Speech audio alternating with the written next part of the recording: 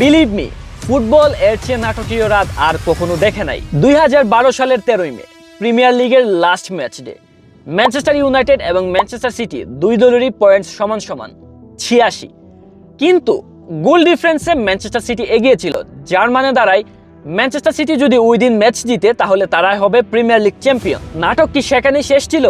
না, Manchester city queen's park রেঞ্জার্সের সাথে ম্যাচের 90 মিনিট পেরিয়ে গেলেও 2-1 গোলে পিছিয়ে ছিল এবং পুরো বিশ্ব ধরে নিয়েছিল যে ম্যানচেস্টার সিটি ওই দিন আর ওই ম্যাচ থেকে বেরিয়ে আসতে পারবে না। অন্যদিকে সান্ডারল্যান্ডকে নিজেদের ঘরের মাঠে ম্যানচেস্টার ইউনাইটেড হারিয়ে দেয় 1-0 গোলে এবং স্টেডিয়ামে থাকা ইউনাইটেড ফ্যানরা ফেটে পড়ে আনন্দ উচ্ছ্বাসে।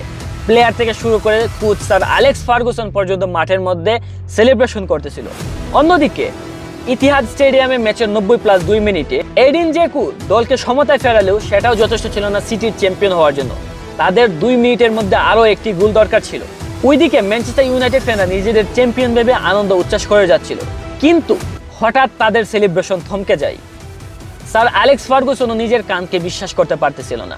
সবার মুখেই হতাশার চাপ, কারণ ইতিহাদ স্টেডিয়ামে লাস্ট মিনিটে এসে মারিও বালেতিলির পাস থেকে সার্জিও আগুয়েরো গোল করে বসে Manchester city premier league champion.